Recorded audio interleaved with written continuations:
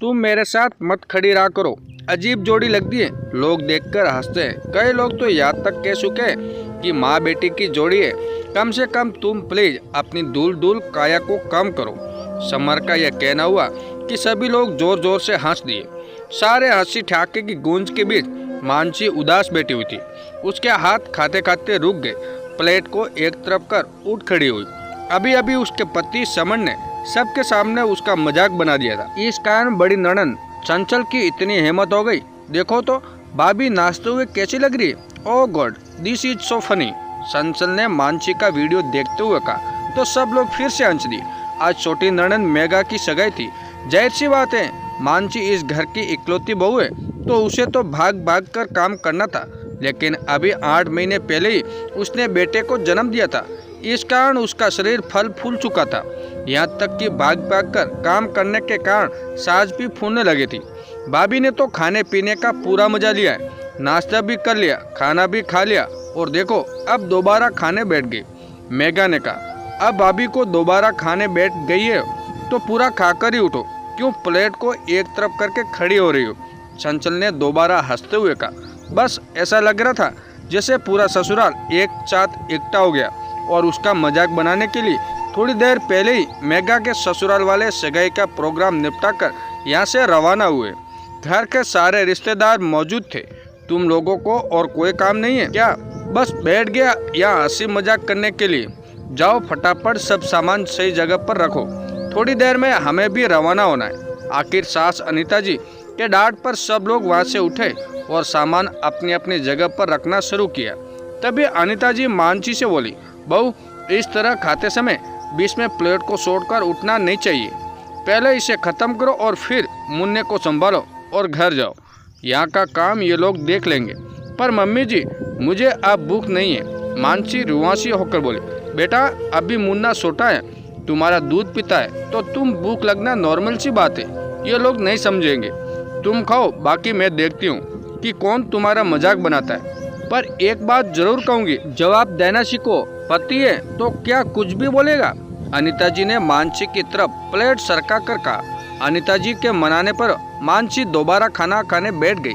इतने में समर उसके पास आया और धीरे से उससे बोला, फिर से बैठ गई? अरे कुछ तो अपनी हेल्थ का ध्यान रखो। अब अनीता जी ने उसे घूर कर देखा तो वो चुपचाप वहाँ से चला गया। मानसी ने खाना खाया और मुन्ने को लेकर अनीता जी और अपनी छोटी बहन निधि के साथ घर रवाना हो गई। घर जाकर मुन्ने को दूध पिलाकर सुला दिया। तब तक सब लोग घर आ गए। आते ही सबने कॉफी की डिमांड कर दी। मानसी रसोई में गई और सबके लिए कॉफी बनाकर ले आई। अभी बाहर सबको कॉफी सर्व कर रही थी कि आखिर में समर को कॉफी देने गई, लेकिन पैर मैट में उलझ गया और वो गिर गई।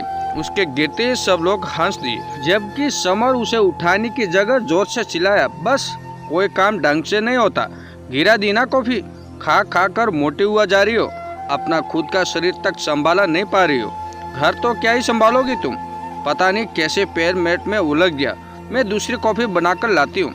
मानसी कप के टुकड़े समेटते हुए बोली, क्या भाभी इतना मोटापा भी किस काम का, जब खुद को ही संभाला नहीं पा रही हो।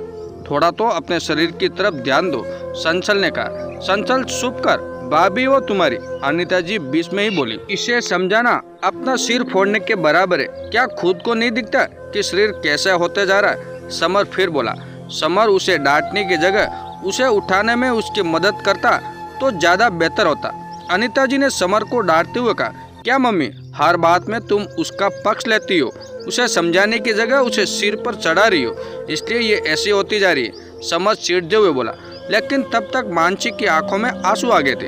उसने कप के टुकड़े समेटे और जाकर अपने कमरे में बैठ गई। निधि भी उसके पीछे पीछे कमरे में आ गई।